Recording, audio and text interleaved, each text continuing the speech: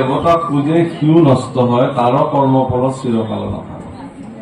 সকামী লোকসকলৰ ফল জলবিম্ব প্ৰায় বুলি কৈছে। জলত দেখা প্ৰতিবিম্ব যেনেকে অস্থায়ী হয়, ঠিক তদ্ৰূপ সকামী লোকসকলে ভগৱানক বা অন্য দেৱতাসকলক যিধৰণে পূজা কৰে তাৰ ফলপ্ৰাপ্তি জলবিম্বৰ লেখীয়া বুলি কৈছে।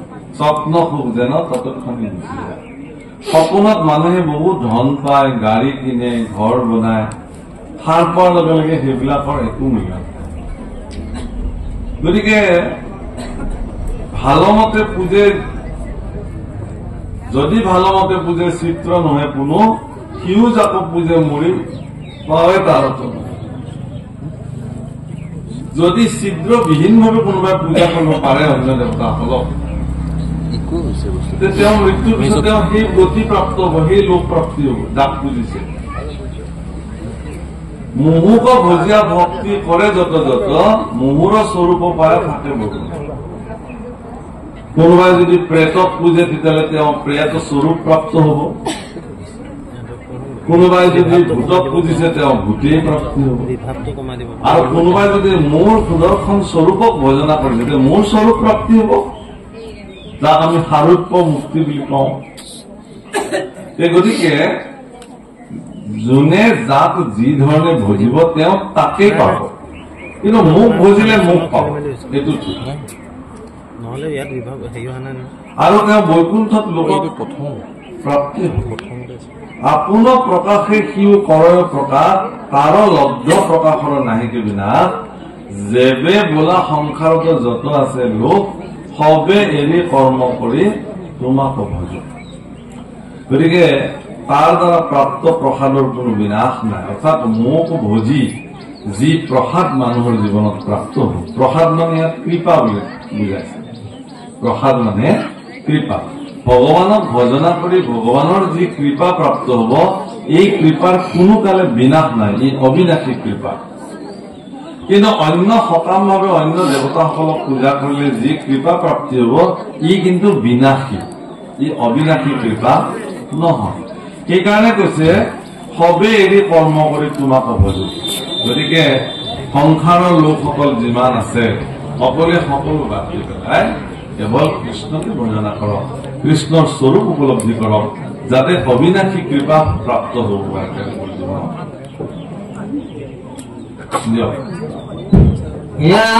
কৰ্ম সমান দুখ ফলতি সময় এৰি তোমাক দুখ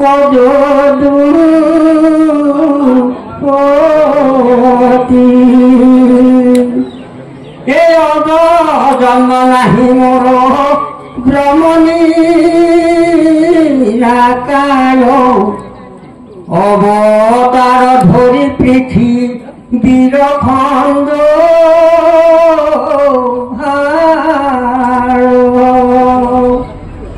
মৎস্য কুময়াদি মই নানাৰ পধৰ ভক্তৰ যিমত ইচ্ছা সেই কৰ্ম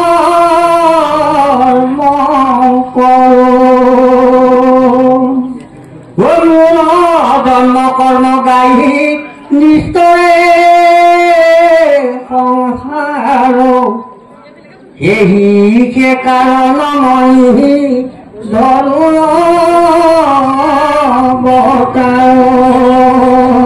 পৃথিৱীৰ ভাৰ হৰণ কৰিবৰ কাৰণে ভগৱানে অৱতাৰ ধাৰণ কৰে। আৰু অকল এটাই নহয়, অসংখ্যাত অৱতাৰ। মৎস্য কুৰ্ম নৰসিংহ এনেকে অসংখ্যাত অৱতাৰ মই ধাৰণ কৰো বুলি ভগৱানে গীতাত কৈছে যে ভক্তৰ যিমত ইচ্ছা সেই কৰ্ম কৰো। মৎস্য কুৰ্ম আদি মই নানা ৰূপ ধৰো। মই আগতেও কৈছো যে যেতিয়া পৃথিৱীৰ ভাৰ হৰণ কৰিবৰ কাৰণে বসুমতীয়ে ব্ৰহ্মাক প্ৰাৰ্থনা কৰিছিল, ভগৱানে স্বয়ং কৃষ্ণ অৱতাৰ পূৰ্ণাংগ অৱতাৰে দ্বাপৰৰ শেষৰ ফালে আহি তেওঁ এই দুষ্ট দৈত্যৰ ভাৰসমূহ হৰণ কৰিব। অৰ্জুনক অৰ্জুনক এই কথা কবলৈ তেওঁ ইচ্ছা এইকাৰণেই কৰিছে যে অৰ্জুনে বুজি পাওক যে তেওঁ কিয় যুদ্ধ কৰাটো ভগৱান কৃষ্ণই বিচাৰিছে। যদি অৰ্জুনে যুদ্ধ নকৰে তেতিয়াহ'লে কৌৰৱৰ পক্ষত থকা সেই যিবিলাক দুষ্ট দৈত্য সেইবিলাকৰ কেনেকে বিনাশ হ'ব। এতিয়া আপোনাৰ এইটো জৰাসন্ধক যেতিয়া ভগৱান কৃষ্ণই প্ৰত্যাহ্বান জনায়, জৰাসন্ধই বহু দুষ্ট দৈত্য লৈ ভগৱানৰ আগত আহি উপস্থিত আৰু ভগৱানে গোটেই দুষ্ট দৈত্যবিলাকক একফালৰ পৰা নিধন কৰে। কেৱল জৰাসন্ধক এৰি দিয়ে আৰু দি গুচি আহে পলাই।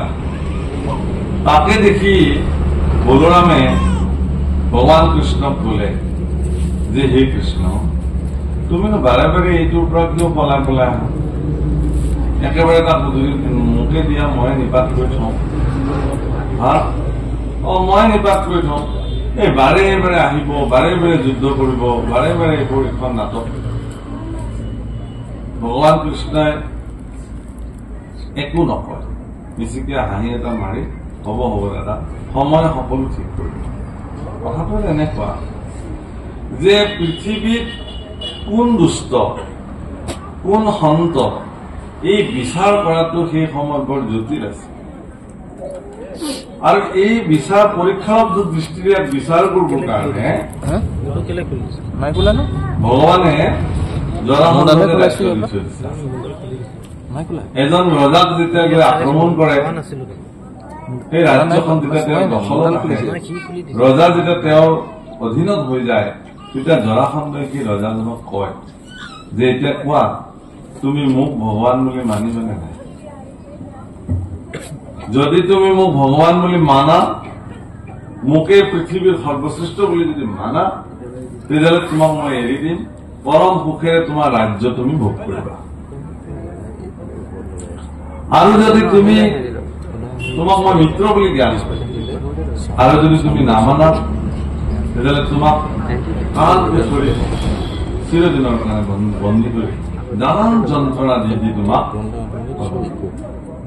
এনেকুৱা ভয়ংকৰ যন্ত্ৰণা তোমাক দিয়া হব, তুমি যমৰ যতনাতকৈও বেছি যন্ত্ৰণা তোমাক দিয়া হব। ইমানৰ পিছতো যিবিলাক সৎ সাহসী ৰজা, সজ্জন ৰজা, ঈশ্বৰৰ ওচৰত সমৰ্পিত যিবিলাক ৰজা, তেওঁলোকে কি বুলি কয়, বীৰ দৰ্পে ঘোষণা কৰে, হে জৰাসন্ধ, তুমিনো কোন আমাক শাস্তি দিবলৈ? শাস্তি দিওঁতাটো এজনেই আছে জগতত। গতিকে তুমি যিমান যি কৰিলেও তোমাৰ নিচিনা এগৰাকী দুৰাচাৰীক আমি ভগৱান মানিব নোৱাৰো। এই বুলি যদি সৎ সাহস আৰু বীৰ দৰ্পে যদি তেওঁক কোনোবাই ৰজাই কব পাৰিছে, সেই ৰজাজনেই দৰাচলতে সৎ, যিজনে এনেকুৱা এটা ভয়ংকৰ পৰিস্থিতিত তেওঁ ঈশ্বৰক পাহৰা নাই, তেওঁতকৈ আৰু সৎ কোন হব পাৰে?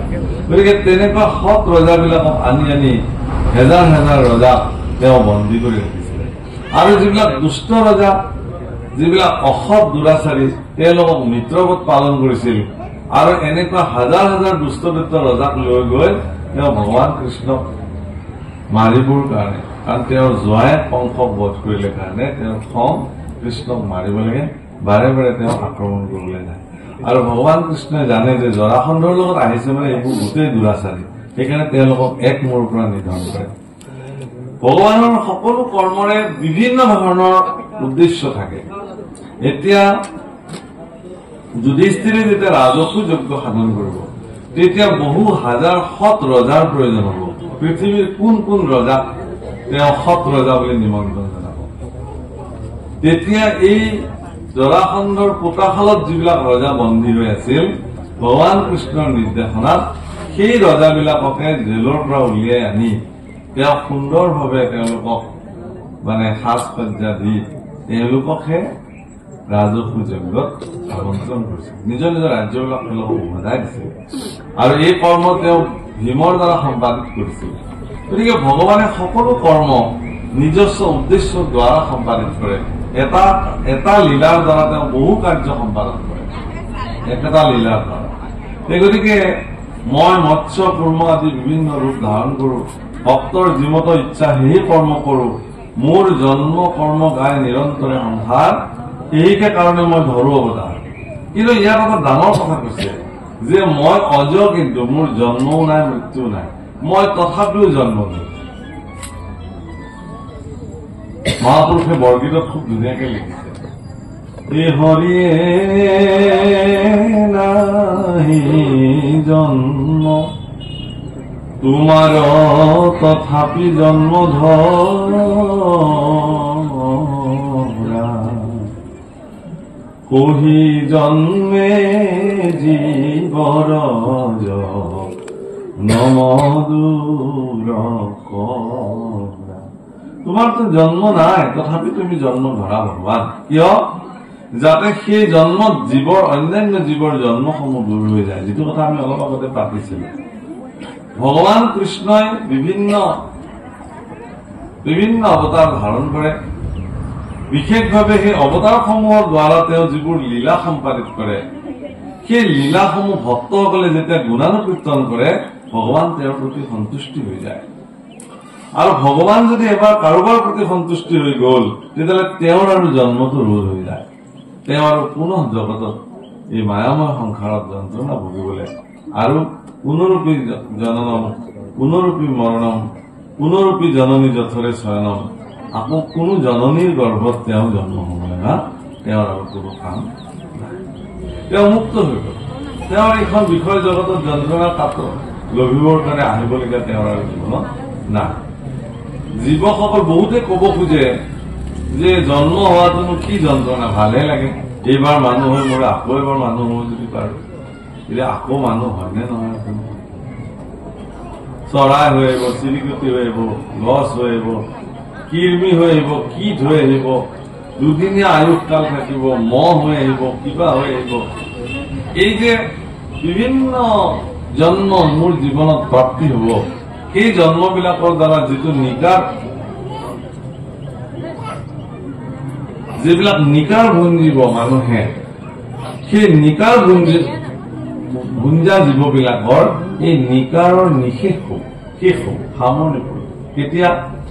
যেতিয়া তেওঁ ভগৱানৰ চৰণত ভজিব, ভগৱানক মানিব, ঈশ্বৰৰ গুণানুকীৰ্তন তেওঁ কৰিব, তেতিয়া লিখিব যে তেওঁ সেই জন্মটো তেওঁৰ ভুগিছে। সেইকাৰণে ভগৱান আপোনাৰ এই মহাপুৰুষ মাধৱে নামঘোষাৰ একেবাৰে সামৰণিত খুব ধুনীয়াকে লিখিছে, ভগৱন্ত ভুজিয়া জনম বাহু ৰাৱে ভাৱ কভা, ভজু ভগৱন্ত ভক্তি ভাৱে।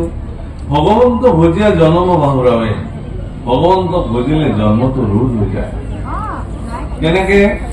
যে আপুনি ভগৱানক ভজিছে, সেইকাৰণে ভগৱানে আপোনাৰ জন্ম ৰোধ কৰি দিলে, আপুনি আৰু এই যন্ত্ৰণাময় জন্মত আহিব নালাগে।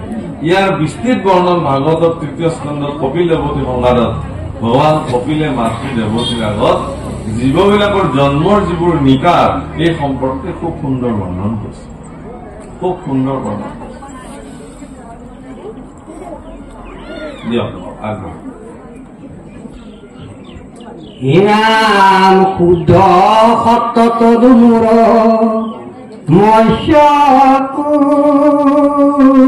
ময়ূপ, তথাপি অৱজ্ঞা কৰে নজানি স্বৰূপ। ও মায়ায়ে মোহিত হৈয়া নষ্ট ভৈলা জ্ঞান, একে আন দেৱক দেখ সমান। হে ৰাম দূৰ দেখি কি থৰি গত জলে নাৱে, আন দেৱ ভজিয়াও পদে ফল পাৱে। ও যেন পিতৃ মাতি এৰি ভাজাত বিশ্বাস, মোক হেলা কৰে মখ নোবে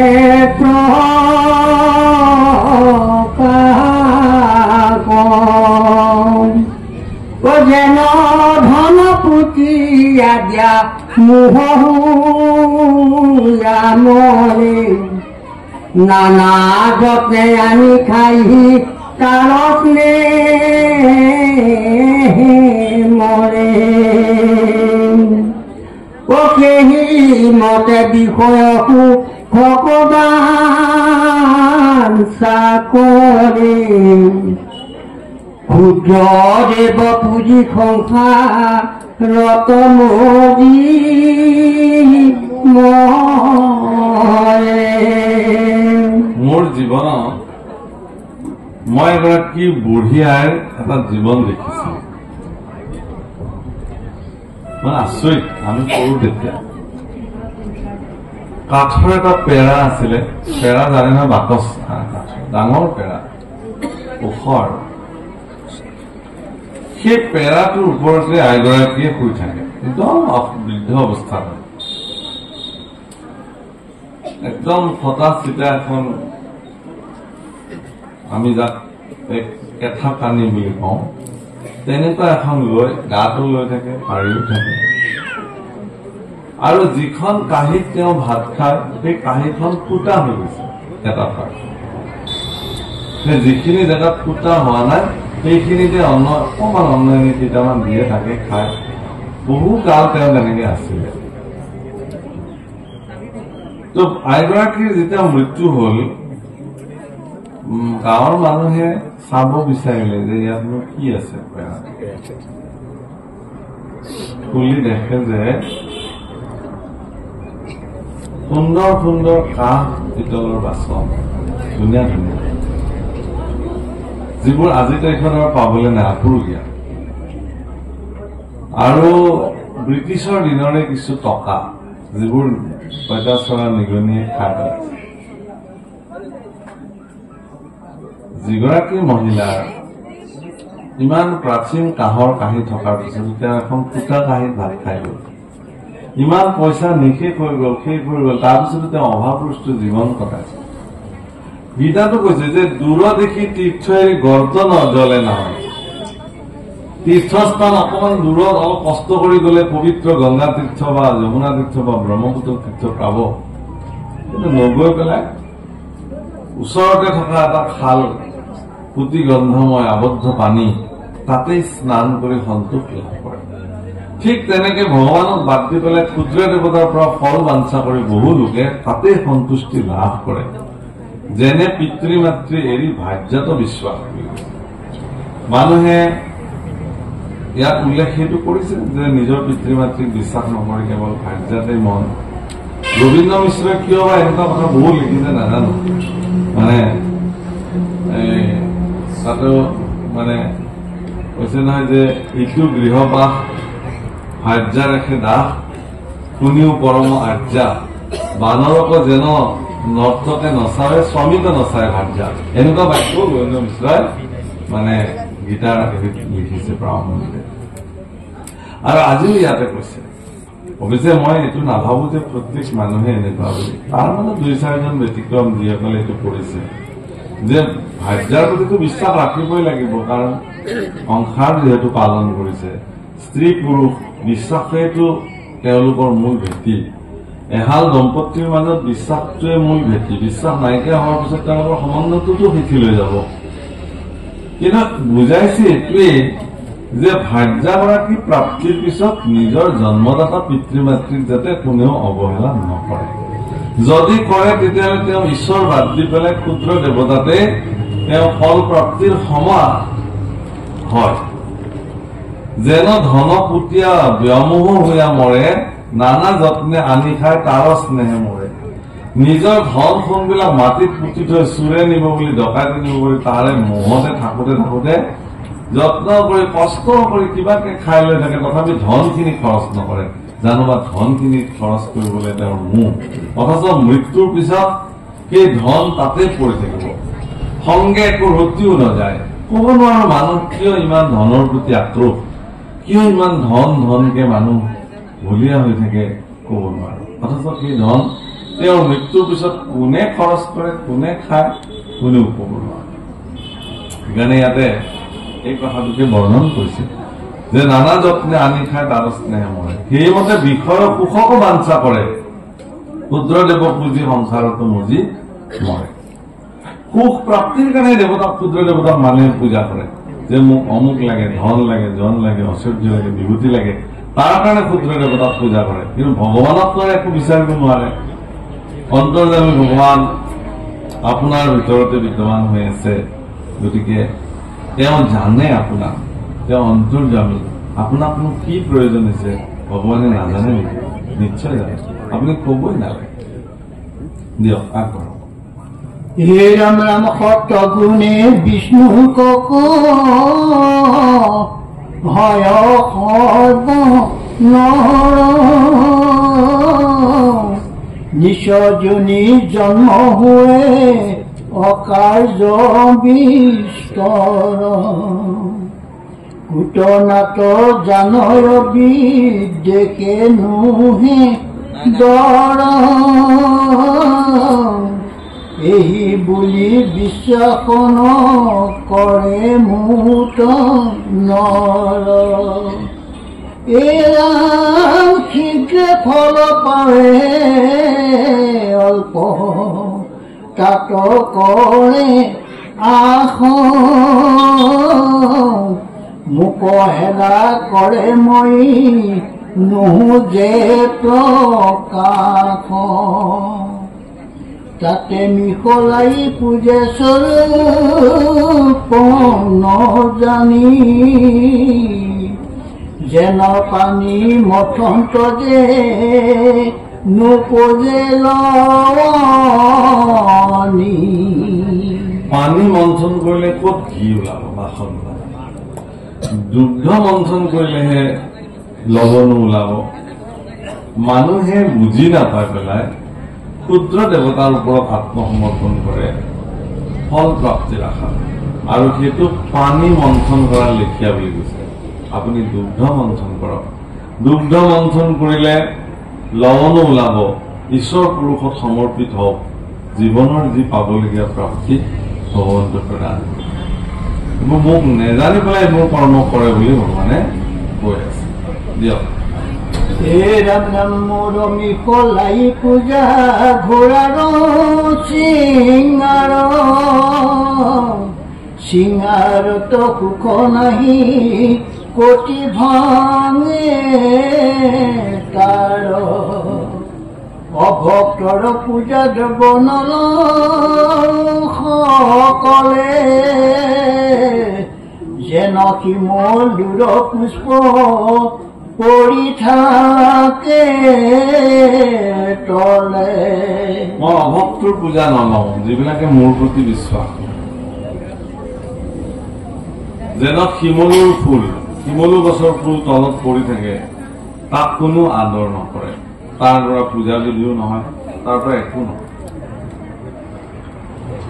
কোনোবা চৰাই এহালে হেনো শিমলুৰ ফুল দেখি ভাবিলে যে ইমান ধুনীয়া ফুল এই গছডালৰ নিশ্চয় ইয়াৰ ফলো বহুত ভাল হ'ব দেখিবলৈ ইমান ধুনীয়া ফুল তাৰ ফলৰ সুস্বাদু হ'ব এই বুলি তেওঁলোকে সেই গছডালতে বাঁহ সাজিলে দেখিলে যে ফুল গুচিৰ ফল হল মনত আনন্দ ইমান ডাঙৰ ডাঙৰ ফল আছে আমি ভবামতেই হব ফল পকিবলৈ বাচ্চালে সুস্বাদু হ'ব ফল ফল পুৰঠ হল পুৰঠ হোৱাৰ পিছত দেখিলে যে ফাগুনৰ বলিয়া বতাহ যাকে ফলবোৰ ফাট মেলিলে আৰু তাৰ পৰা কোনো একো ৰসো নাই ফলো নাই কেৱল তুলা কমোৱা তুলাসমূহ উৰি উৰি আকাশত গুচি গল গতিকে তেওঁলোকে ভবাৰ লেখীয়াকে তাত একো প্ৰাপ্তি নহয় সেইকাৰণে সিদ্ধান্ত লওঁতে সাৱধান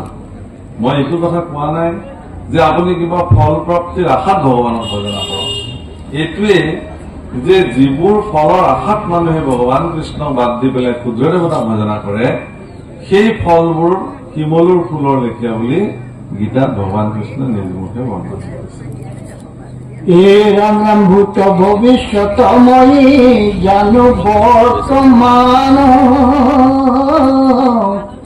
অবাক জানো মুক নজানো আন ৰাম কিঞ্চিতে সুখ পালে কৃতকৃত মানে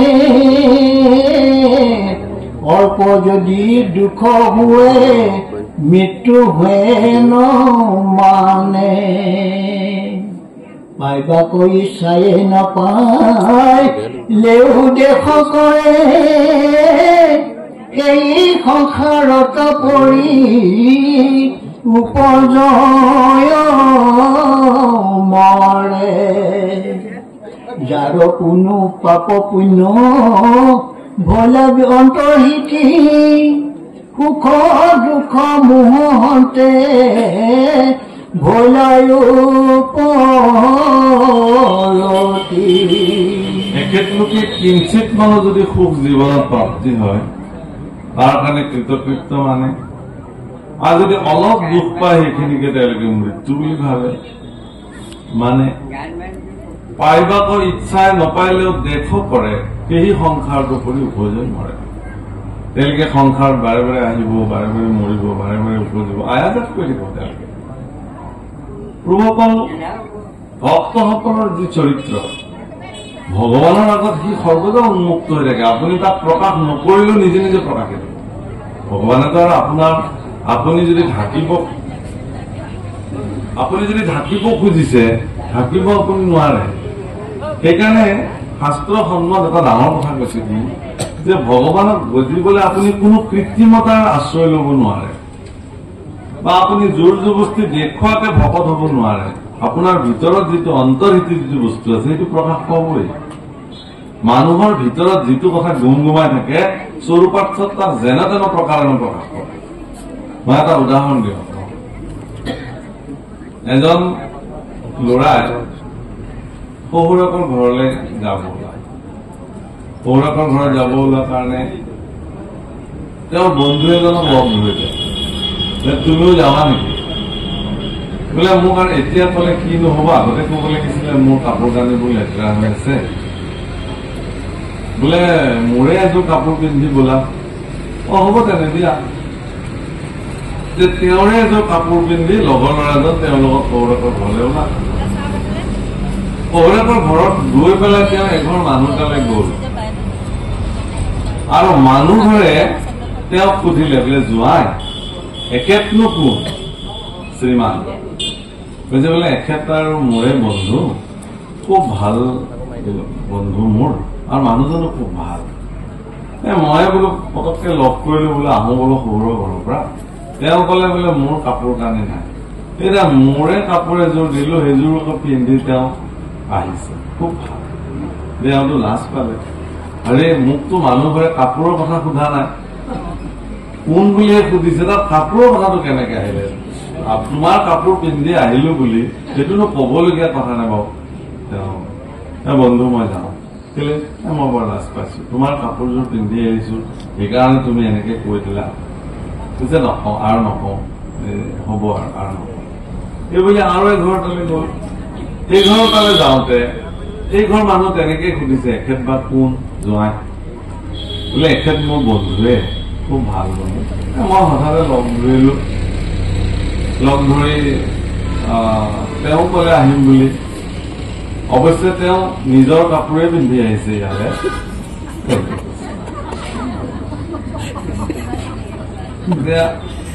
আকৌ লাজ পালে আৰে এইটো কথা কোনেনো বাৰু বেলেগৰ কাপোৰ পিন্ধি আহে আৰু এইটোতো কবলগীয়া কথা নাই কোনে নিজৰ কাপোৰ পৰৰ কাপোৰৰ কথা ইয়াত আহে কেনেকে বাৰে বাৰে হয়নে আহিবই নালাগে কেলে আহে বাৰে বাৰে কাপোৰৰ কথা তেতিয়া আৰু মই যাওঁ দেই মই বৰ অপমান পাইছো নাই নাই নাই নাই বন্ধু আৰু নকওঁ একদম ভুলতেও মই কাপোৰৰ কথা নুলিয়াও মই বুজি পালো মোৰ পৰা ওলাই এতিয়া কি কৰিম মই নুলিয়াম এইবাৰ ৩ নম্বৰ মানুহ ঘৰ তালৈ গল তাতেও সেই একেই কথা সুধিবই বাৰু দিয়কচোন এখেতনো কোন নতুন মানুহ তোমাৰ লগত অচিনাকি দেখিছে আৰু মানুহবিলাকে এইবোৰতো জানেই সুধি ভাল পায় একদম আজিকালি মই মন কৰিছো মানুহে খুব পেচি পেচি কথা সুধি গুৰ গোষ্ঠী উলিয়াই খুব ভাল পায় অযথা প্ৰয়োজন নিষ্প্ৰয়োজন আচলতে এনেকে আপোনাৰ ক'ত কি হেন দেন দেন একে যিমান পাৰে দূৰলৈ খুচৰিবলৈ যত্ন কৰে মানুহে। সেইটো এটা মানুহৰ ডাঙৰ মানে বৎচৰিত্ৰ বুলি মই ভাবো। আৰু প্ৰয়োজন কিছুমান মানুহে নিজৰ কথা ক'ব ইচ্ছা নকৰে। বিশেষকে সজ্জনসকল সন্তসকল কাৰোবাৰ ঘৰলৈ গলে আপুনি সজ্জনক আপোনাৰ ল'ৰা ছোৱালী কি আইগৰাকী ক'ৰ পৰা আনিলে, তেওঁ বাৰু ভক্তিযুক্ত হয়নে, ল'ৰা ছোৱালীকেইটা কি কৰি আছে, কোন স্কুলত, আমুক তামুক এনেকে যিমান পাৰে দলে গৈ থাকে। আৰু কি প্ৰয়োজন আছে? সজ্জন ঘৰলৈ আহিছে, আপুনি কওক যে আপোনাৰ নিচিনা ব্যক্তি আমাৰ ঘৰলৈ আহিলে আমি ঈশ্বৰৰ কথাকে অকমান পাম, লাভ হব আপোনাৰ। সেইবোৰ ভিতৰতে খুচৰি কি লাভ? সেই তৃতীয় ঘৰটো একেটাই কথা। একেট বা কোন শ্ৰীমান তেখেতে তেতিয়া কৈছে যে এওঁ মোৰ বন্ধু খুব ভাল, আৰু মই হঠাৎ আহিব ওলালো আৰু তেওঁক লগ কৰিলো। তেওঁ পতককে লগ ধৰাৰ লগে লগে আহিলো বাৰু। এতিয়া তেখেতে কাৰ কাপোৰ পিন্ধিছে সেইটো মই নকওঁ বাৰু, কবলৈ নাযাওঁ।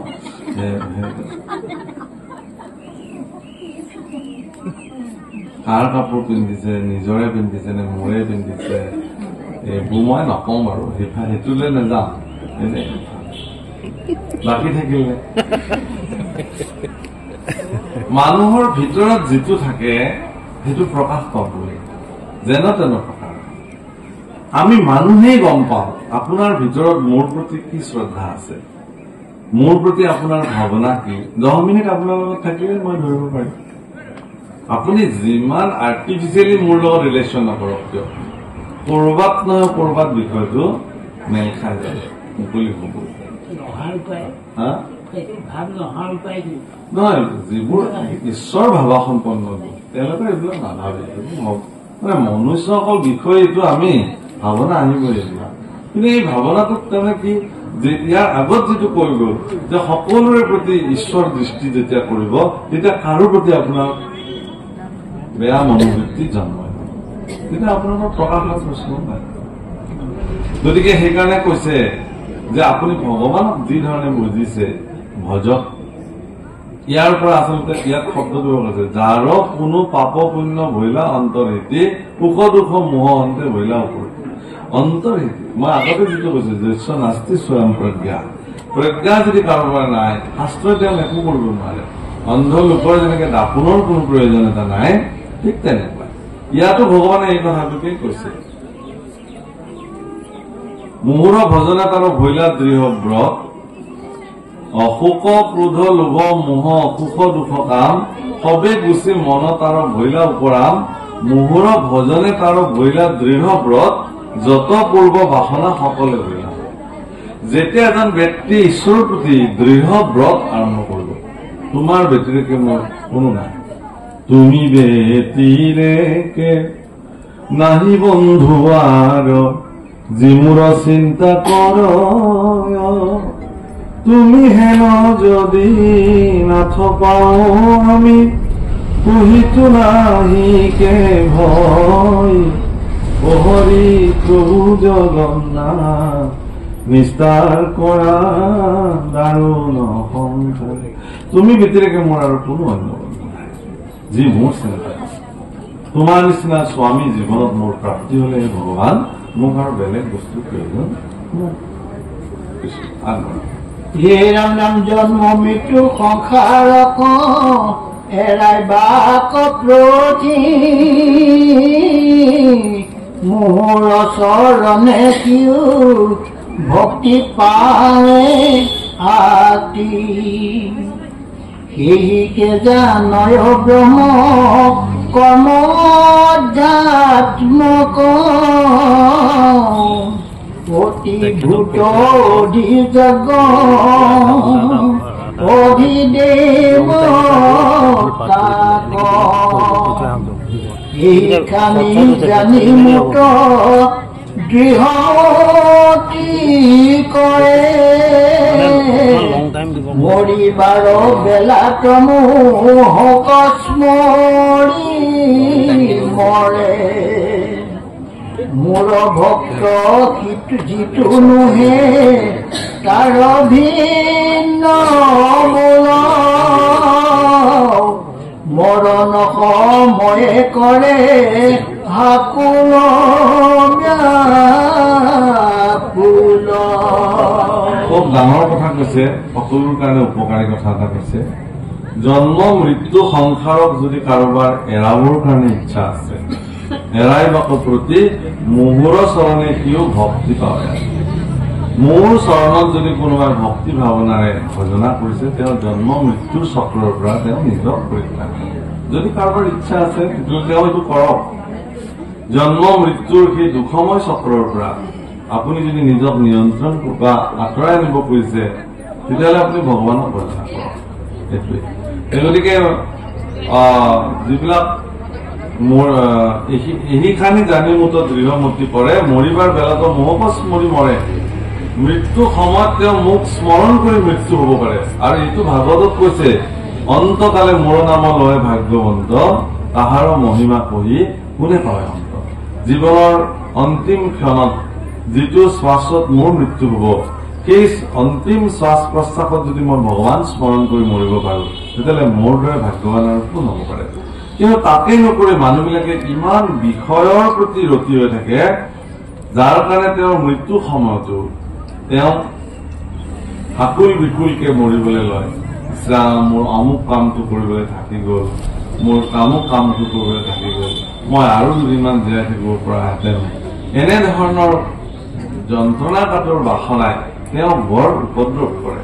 সেইকাৰণে সেই প্ৰভুসকল আপুনি চাব, কিছুমান ব্যক্তি মৃত্যু সময়ত, এতিয়া এজন তেনেকুৱা মৃত্যুমুখী লোক বিচনাত বহুদিন ধৰি পৰি থকা দেখি তেওঁৰ একেলগে পঢ়া বন্ধু এজন গাঁৱৰে তেওঁক খবৰ লবলৈ আহিলে। চবেই কলে বোলে আপুনি এবাৰ খবৰ লওক, বৰ দুদিনমান হয়তো থাকিব আৰু নাথাকে আৰু যাব, নাথাকিব পাৰে, অৱস্থা বেয়া।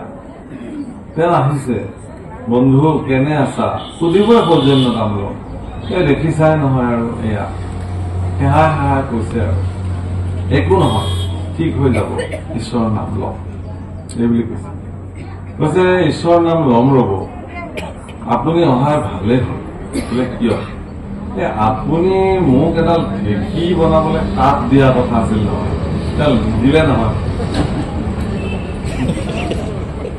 কেতিয়াবা কৈছিলে হেনো তেওঁলোকৰ ঘৰত আছে, দিম বুলি কৈছিলে, পাহৰি থাকিলে। তেতিয়া কৈছে এইটো মোৰ বিৰাট ডাঙৰ কথা পাহৰা হৈছে, মই এতিয়াই লৈ আহিছো। এই বুলি ঘৰলৈ গৈছে, উধাটো খাই আৰু ঘৰৰ পৰা এশটা পুৰণি কাঠ আনি চোতালতে একদম ধমকে পেলাই দিছে। পেলাই দি কোটে কোটে সুধিছে, বোলে বৰ্তা এডাল কেলে আনিলা? বোলে তহঁতৰ বাপেৰ মৰিব নহয়, এডাল লৈ যাবি পুৰিবৰ কাৰণে, আগতীয়াকে দি থৈ দিবি। আৰু ভিতৰত গৈ বোলে কৈছে, বন্ধু শব্দটো শুনিলা নহয় কিবা এটা? বোলে অকমান শুনালো। সেই কাঠডাল দিলো মই তোমাৰ কাৰণে। ভাল কৰিলা, লৰা হাতে কৰি ল'ব দিয়া। তাতে মৃত্যু তেওঁ কোন মুহূৰ্তত তেওঁৰ প্ৰাণবায়ু যাব তাৰ কোনো স্থিতি নাই। এতিয়াও তেওঁ আকুল বিকুলকে আছে, তেওঁ ঢেঁকী বনোৱা কাঠডাল তেওঁৰ মনত আছে, আৰু কিবা সম্পত্তি তেওঁ আনিব লাগে, এইবোৰৰ প্ৰতি তেওঁ যথেষ্ট মানসিকতাৰে আছে। কিন্তু সেই সময়ত তেওঁ সকলো বাদ দিব লাগে, যে যি হল নহল আৰু এইবিলাক তোমালোকে চম্ভালিবা, মই ভগৱানক স্মৰণ কৰিম। সেইকাৰণে কৈছে যে যিবিলাকে মৰণ সময় কৰে হাতুল ব্যাকুল, মোৰ ভক্ত যিটো নহয় তাৰ ভিন্ন বোধ। যিজন মোৰ ভক্ত হব নোৱাৰিলে তেওঁৰ অৱস্থা এইটো, কিন্তু মোৰ যদি ভক্ত হৈ গল, তেতিয়াহ'লে বিষয়ৰ প্ৰতি তেওঁ নিজে নিজে তেওঁ মানে নিষ্ক্ৰিয় হৈ যাব, তেওঁৰ মন কি কৰিব মোক বিষয়। ৰাম ৰাম লোক স্মৰণ বোল ৰাম হৰি, তাকনো শুনিও আহিবা কৰি, বোলে ভাগে কৰিবাৰ উপকাৰ, মৰিবা ত্ৰুটিৰেকে স্নেহ বাঢ়ে তাৰ, পুত্ৰ ভাজা মোৰ হল নাথন এই চিন্তা পোকে মোহে তেজয় পৰাণ জমদূতে বান্ধতে যে মহাদুখ পায় মৰিবাটো আগে তাৰ মাত বোল নাই মৃত্যুৰ সময়ত তেওঁৰ আচলতে পুত্ৰ ভাৰ্যাৰ প্ৰতি স্নেহটো বাঢ়ে কোনোবাই যদি ৰাম বুলিবলৈ কয় তেওঁ অন্য বোলে সেইবোৰ কথা গুৰুত্ব নিদিয়ে আমাকতো এবাৰ এজন হেৰিয়ে ভকতে কলে বোলে আপোনালোক গাড়ীৰ পৰা ৰখিলে ৰাস্তাতে আমি আহি আছো ভাগৱতৰ পৰা বহুত বেছি দিন গাড়ী এখন ৰখালে এজন লৰালৈকে আহি কিনে সেৱা আপোনালোক ভকত নেকি বোলে জানো হয়নে নহয় বোলে আপোনালোকে ভাগৱত পাঠ কৰে বোলে গীতা পাঠ কৰে বোলে কৰো বোলে আমাৰ ঘৰলৈ এদিন যাব লাগিছিলে নহয় বুজো কিয় বা যাব লাগে বোলে আমাৰ আই বোলে আজি 6 মাহ মান ধৰি বিচনাতে পৰি আছে ডক্টৰেও কৈছে একো চিকিৎসা পাতি নাই এতিয়া ইকুলো নহয় সিকুলো নহয় এতিয়া মোক কোনোবাই পৰামৰ্শ দিছে বোলে গীতা পাঠ শুনালে ভাগৱত শুনালে বোলে এনেকুৱা মানুহবিলাকৰ মৃত্যু হয় মোৰ মনে মনে ভাল আৰু এতিয়া মানুহ মাৰিবলৈ ভকতে ঠিকা পায় এতিয়া কোন মৰা নাই এতিয়া আমি গৈ পাঠ কৰি মাৰিব যি কি নহওক আমি বাৰু মই নগলো কিন্তু আমাৰ কিছু ভকতক তেওঁ ব্যৱস্থা কৰিলো যাওকচোন পাঠ কৰা হ'বও পাৰে জীৱ যেতিয়া হেৰি হৈ আছে যদি কষ্ট পাই আছে কিন্তু ভকতসকল যোৱাৰ পিছত আইগৰাকীয়ে বিচনাৰ পৰাই এনেকুৱা গালি পাৰিলে বোলে ল'ৰা বোৱাৰী মই জীয়াই থাকিলে তহঁতৰ দিগদাৰ হয় সেয়া মোক মাৰিবলৈ ভকত মাতি লৈ আহিছ তেওঁ জানে কৃষ্ণ কথা শুনিলে জীৱৰ গতিকে মই দুদিন থকাটো তহঁতে বিচৰা নাই সোনকালে মোক পঠিয়াও এতিয়া তহঁতে মই বুজা হৈছো তহঁতৰ কাৰণে ইত্যাদি গতিকে বিষয়ী জীৱবিলাকে যন্ত্ৰণাত কাতৰ হৈ থকাৰ পিছতো যন্ত্ৰণাৰ পৰা মুক্ত হোৱাটো তেওঁলোকে নিবিচাৰে যন্ত্ৰণাটোৱে তেওঁৰ কাৰণে বহুত ভাল যেন যন্ত্ৰণাটোৱে তেওঁলোকৰ কাৰণে যেনেকে মদ্যপান কৰা মদাহীসকলে মদ্যপানৰ ফলত কি সুখ আছে তেওঁলোকৰ যন্ত্ৰণাহে কিন্তু সেই যন্ত্ৰণাটোৱে তেওঁলোকৰ কাৰণে সুখ ঠিক তেনেকে বিষয়ীসকলেও মৃত্যুৰ সময়তো কঠোৰ যন্ত্ৰণা প্ৰাপ্তিৰ পিছতো তেওঁলোকে সেইটোকে জীৱনৰ সৰ্বশ্ৰেষ্ঠ সুখ বুলি গণ্য কৰে সেইকাৰণে কৃষ্ণ নাম সেই সময়ত তেওঁলোকৰ মুখত ৰাম বুলিবলৈ কলেও তেওঁলোকে অন্য মনস্ক হয় তেওঁলোকে ৰাম নবোলে কাৰণ জানোচা ৰাম বোলাৰ লগে লগে তেওঁৰ বিষয় বান্ধন ছিগি তেওঁ পৰম গতি প্ৰাপ্ত হ'ব পাৰে এইবোৰ তেওঁলোকৰ ধাৰণা গতিকে কি কৰিব গতিকে যেতিয়া আহি অসদৰ শেষত তেওঁৰ সময় হয় তেতিয়া তেওঁৰ মাতবোৰ পৰ্যন্ত নাইকিয়া হৈ যায় ইচ্ছা কৰিলেও তেওঁৰ মুখত ভগৱানৰ নাম নোলায় কিন্তু স্মৰণটো কৰিব নোৱাৰে স্মৰণ কেতিয়া আহিব অভ্যাস থাকিলেহে স্মৰণ হ'ব সেইকাৰণে নামঘোষা মাধৱপুৰকে লিখিছে যে কণ্ঠ নিৰোধনে তোমাৰ স্মৰণৰ কথা হে ভগৱান বাদ পিত্ত কফে মোক হয়তো অন্তকালত মোৰ কণ্ঠ নিৰোধ হৈ যাব পাৰে কিন্তু হে ভগৱান মোৰ স্মৰণটো তুমি ঠিকে ৰাখিবা যাতে মুখেৰে ৰাম বুলিব নোৱাৰিলেও অন্তত স্মৰণত যাতে তুমি মোৰ স্মৰণত থাকা সেইটোৱে জীৱন ধন্য হ'ব বুলিব নোৱাৰিলে কি হ'ল স্মৰণত তোমাৰ ৰাম বুলিব পাৰিম ৰাম ক'ব পাৰিম এই বুলি কৈছে দিয়ক ৰাম ৰাম নিশ্চয় জানিবা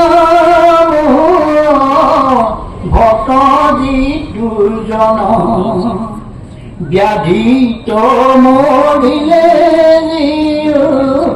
নচাৰে স্মৰণ মোৰ স্মৰণে মনে মৰগুছে তাৰ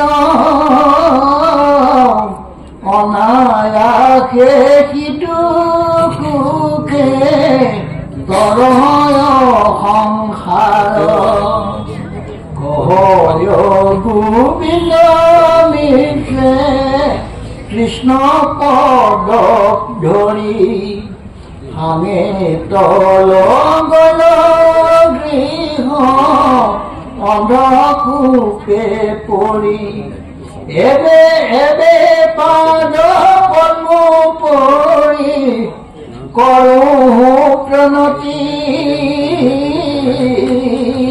তোমাৰ চৰণে মোৰ নচাৰো কমতি। মোহৰ স্মৰণে মনে মল গুছে তাৰ কৈছে যে নিশ্চয় জানিব মোৰ ভক্ত সিটোজন ব্যাধিটো মৰিলে যিটো নচাৰে স্মৰণ।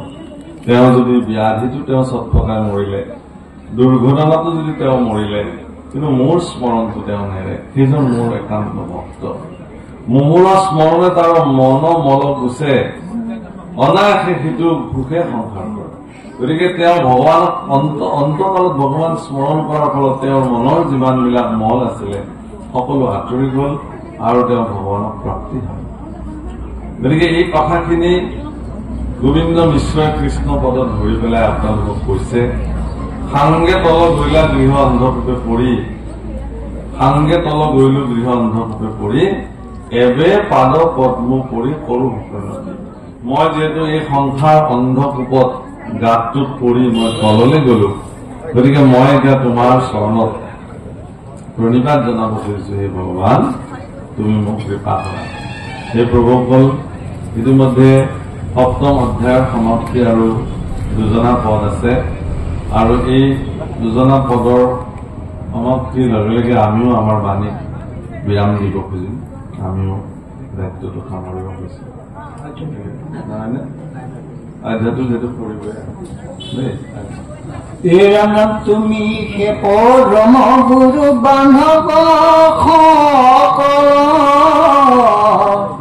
তোমাতৰ হুকমন কৰিয়া নিশ্চৰ। কৃষ্ণে হে পৰম গুৰু জানিবা নৰ, পাপ ভস্ম হুক কৃষ্ণ গোসানীৰ অন্তৰ। সংসাৰৰ ব্যাধিত দুখে কেনে পৰি মৰা, মুখত নাম ধ্বনি কৰা। তুমি সে পৰম গুৰু বান্ধৱ সকল, তোমাক ৰহুক মন কৰিয়া নিশ্চয়। কৃষ্ণকে পৰম গুৰু জানিবাহানৰ, পাপ ভস্ম হুক কৃষ্ণ গোসানী।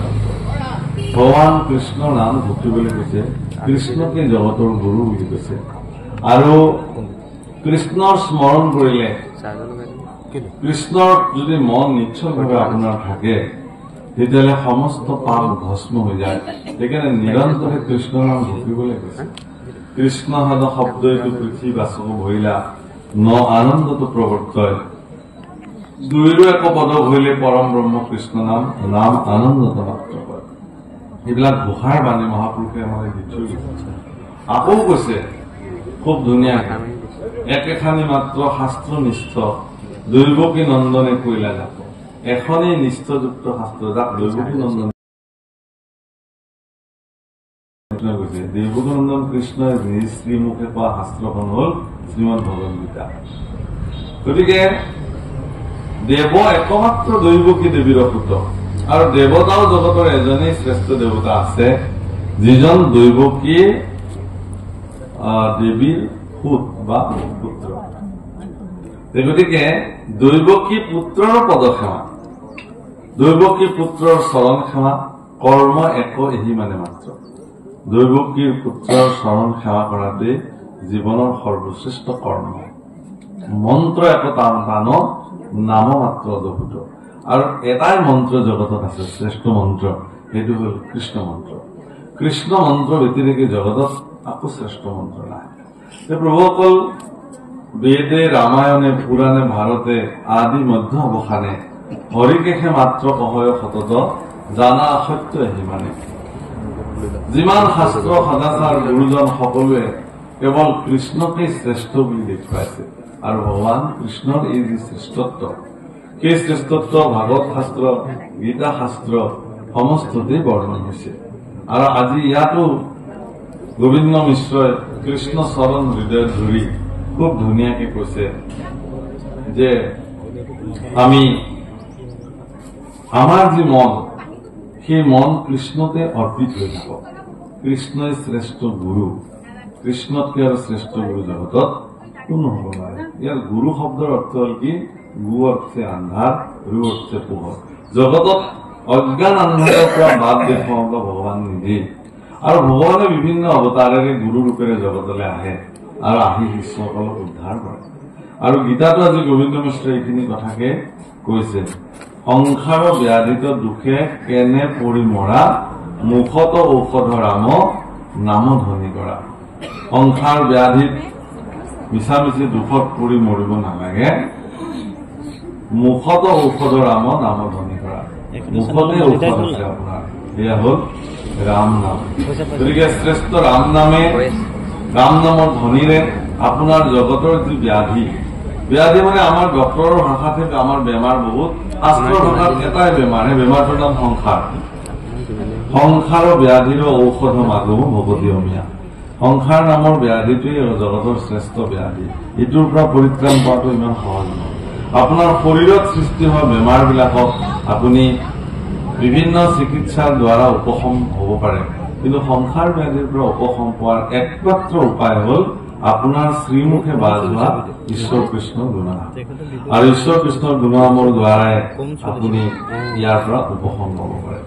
আৰু এই তত্ত্ব জানি সবে সকলোকে অন্য কাম এৰি সংসাৰ কৰিবা ৰাম নাম বুলি কৈ সপ্তম অধ্যায়ৰ সামৰণি পেলাইছে। এই প্ৰভুসকল আইসকল আপোনালোকৰ মাজত উপস্থিত থাকি এই 2 ঘণ্টাৰো অধিক সময় আমি সপ্তম অধ্যায়ৰ গীতা ইয়াত ব্যাখ্যা কৰিলোঁ। হ'ব পৰা বাক্য বচন সকলো দোষাদোষ হ'ব পাৰে, আপোনালোকে নিজ গুণে মৰিক্ষণ নকৰিব। আৰু আপোনালোকৰ এই প্ৰয়াস আৰু প্ৰচেষ্টাৰ প্ৰতি সৰ্বদা শলাগি ললো। উদ্যোক্তাসকলৰ প্ৰতি কৃতজ্ঞতাৰ সেৱা নিবেদন কৰিলোঁ। আৰু ইয়াত উপস্থিত থকা প্ৰতিগৰাকী ভক্ত বান্ধৱকে ভগৱানৰ ওচৰত প্ৰাৰ্থনা কৰিলোঁ, আপোনালোক সকলোকে ভগৱানে কুশলে মংগলে ৰাখক, সুস্বাস্থ্য কৰি ৰাখক, শক্তিবান কৰি ৰাখক। ভগৱানৰ গুণানুকীৰ্তনত আপোনালোক একান্ত চিত্তে এই ধৰণে নিজৰ মতি বা গতি সাধন কৰিব পাৰিব। এইখিনি ভগৱানৰ ওচৰত প্ৰাৰ্থনা কৰি আমাৰ বাণী ইমানতে বিৰাম দিলোঁ।